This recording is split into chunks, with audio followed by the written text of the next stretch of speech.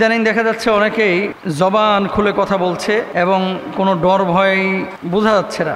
অনেক মসজিদেও দেখা যাচ্ছে স্বাধীনতার আগে খুতবা হতো একরকম, এখন খুতবা হচ্ছে আরেক রকম। এখন যে কোনো ইসলামিক স্কলার কথা বলতে সামনে কি হবে এই কথাটা বলার পরে সে এটা চিন্তা করতেছে না। তার মানে কি বাক স্বাধীনতাটা পুরোটাই ফিরে পেয়েছে। 2 নম্বর আসেন, অনেকে রাস্তাঘাটে গুমের ভয় পাচ্ছে না, অনেকে থানার ভয় পাচ্ছে না। হ্যাঁ, অপরাধী যে সে ভয় পাবে, কিন্তু আগে অপরাধ না করে মানুষ ভয় পেয়েছে। এখন কি পেয়েছেন আপনি আর কি হারিয়েছেন? হারানোর বিষয় যদি বলা হয় তাহলে আমরা স্বৈর শাসককে হারিয়েছি। হারানোর বিষয় যদি বলা হয় তাহলে আমরা যারা বাক স্বাধীনতাকে হরণ করেছিল তাদেরকে হারিয়েছি। হারানোর বিষয় যদি বলা হয় তাহলে আমরা আমাদের সত্তাগত, আমাদের ভেতর, আমাদের বাহির দমন নিপীড়নের মানসিকতা যাদের মধ্যে ছিল, যে সমস্ত জালেমদের, তাদেরকে আমরা হারিয়েছি। পেয়েছি কি? আমরা পেয়েছি কিছু স্বচ্ছ, সুন্দর, উদ্যমী, শক্তিশালী কিছু যুবককে যারা আগামী বাংলাদেশের নেতৃত্ব দিবে ইনশাআল্লাহ তাআলা। আমরা পেয়েছি কি আলেম ওলামারা মন খুলে কথা বলতেছে। আমরা পেয়েছি কি সমস্ত ইসলামিক দলগুলো ওপেন এখন রাজপথে কাজ করতে পারতেছে। আমরা পেয়েছি কি দাওয়াতি কাজ সবাই ওপেন করতে পারতেছে।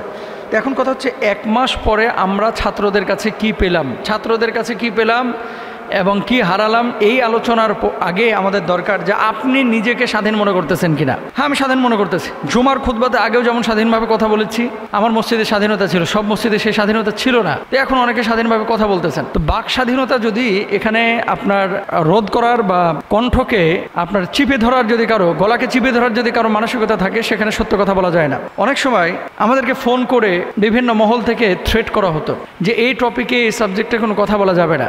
এই 1 মাসে কেউ আমাদেরকে এই ধরনের কোনো কথাবার্তা বলে নাই। আগামী মাহফিলের মৌসুম, অনেকে হয়তো বা সত্য কথাগুলো বলবেন, অনেকেই হক কথাগুলো বলবেন, অনেকে হক কথাগুলো বলতে পারবেন না। তো 1 মাস গিয়েছে, অনেকেই অনেক ধরনের স্বপ্ন কল্পনা আপনারা করতেছেন, স্বপ্ন দেখতেছেন আপনারা, কিন্তু বেসিক্যালি এখানে আমাদের একটা বিষয় মাথায় রাখতে হবে। 15টা বছর এবং এখানে হচ্ছে আপনার মাত্র 1 মাস। কোথায় 15 বছর আর কোথায় 1 মাস? একটা মাসে এত কিছু আশা করা আসলে আমাদের ঠিক হবে না। ওয়েট অ্যান্ড সি, অপেক্ষা করেন এবং দেখেন সামনে কি ঘটতেছে, কি হচ্ছে। প্রিয় ভাইরা, তারপর আরেকটা বিষয়, সেটি হচ্ছে যে কোনো কাজে দ্রুততা এটা শয়তানের লক্ষণ। যে কোনো কাজে তাড়াহুড়া করা যাবে না, বরং ধীর স্থিরতা এটা আল্লাহ সুবহানাহু ওয়া তাআলার পক্ষ থেকে আসে।